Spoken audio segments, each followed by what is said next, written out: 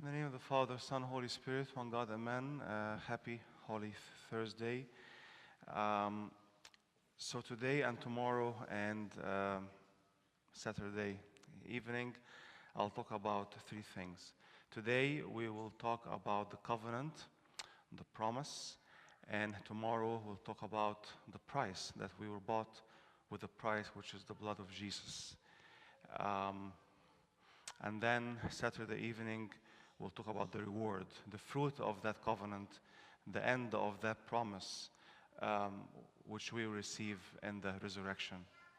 So today is Covenant Thursday. It is the biggest day of our church, of course, along with the resurrection, other feast. But today is that Jesus sealed that promise that he gave us with his blood and body. The word covenant is,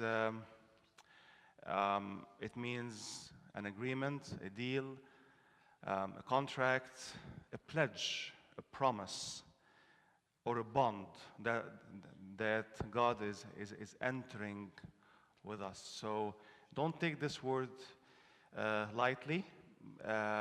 It is a bond that is as if we are two into this agreement or deal, and we are bonded together to achieve a certain relationship of that covenant.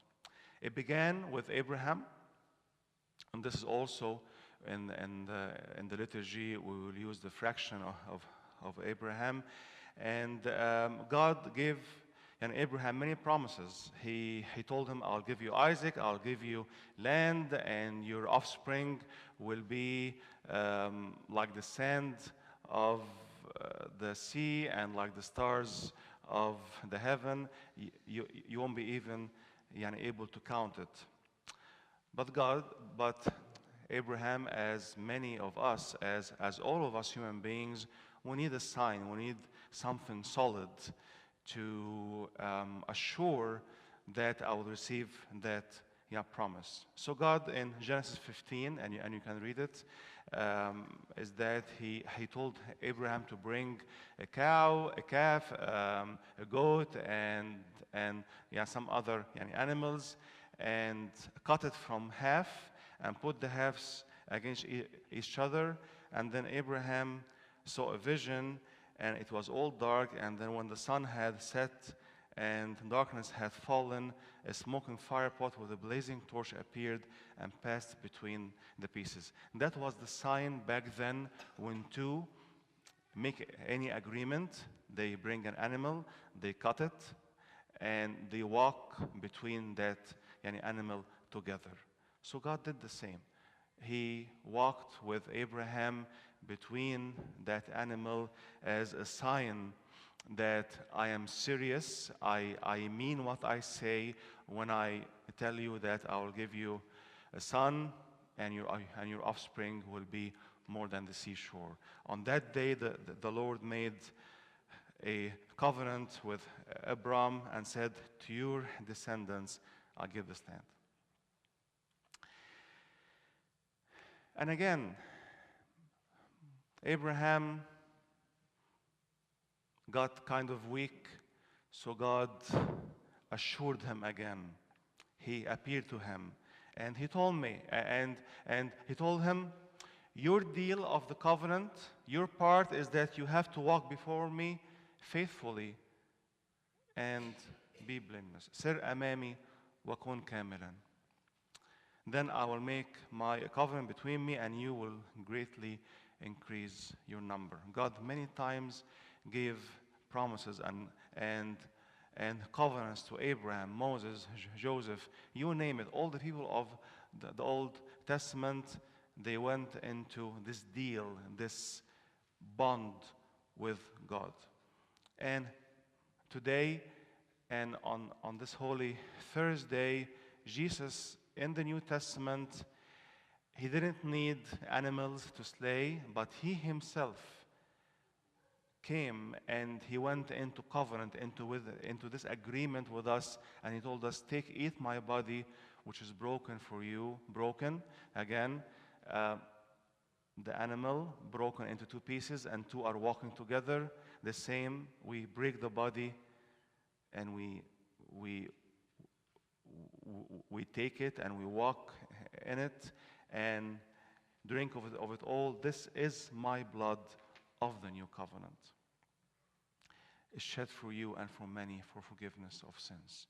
This is the literal and the true sign that God gave us to assure us of his forgiveness, of his gifts for us. Walk before me and be blameless. And this is our part of the deal. He gave us his body and his blood. And he is committed to us. And he is committed all the way until he shed his blood and his life for us all. My part of the deal is to walk before him and be blameless. We might not be able to walk before God wholeheartedly now. We might not be able to walk blameless. Who here is without sin? Nobody. So really, we can't say we will be blameless at some point. But let's aspire to that end, is that we become blameless. But what can we do now? Maybe little steps. As they say, little steps or small steps, they lead to bigger steps. Maybe when you take communion today, go into a small covenant with God, whether small or big. It depends on what you can do. Job, for an example, in chapter 31, verse 1, he said that I made a covenant with my eyes not to look lustfully at a young woman. He made a covenant with his eyes not to look in lust at women. Maybe this is something we can do. Maybe this is something we can start with.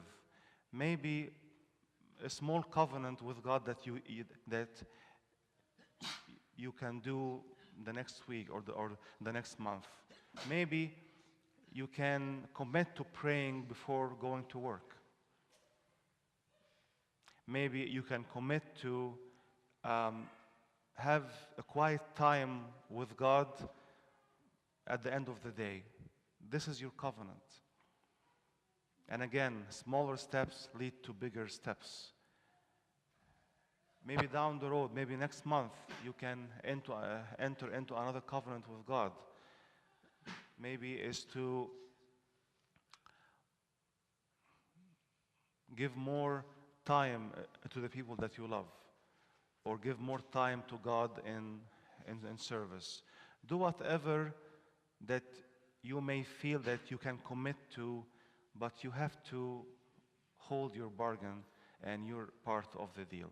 We can't freely receive God's part, which is his blood and his body, which is everything he can give us, and we just be receivers and we don't do anything.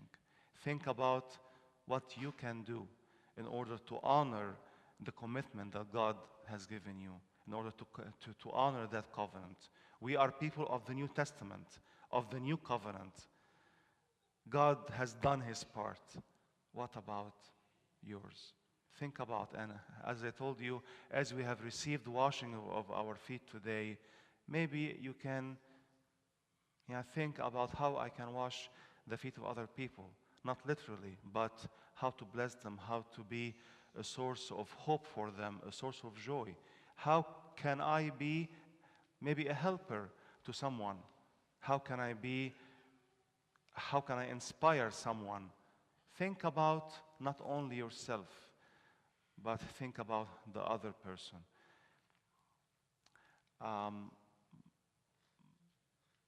In 1 Corinthians 5:15, let me bring it here. St. Paul told us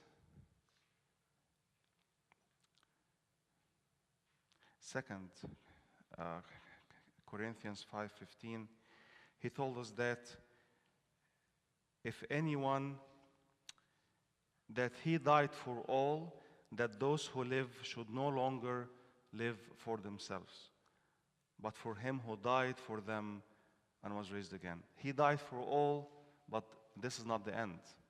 He died for a purpose, that those who live because of his death should no longer live for themselves.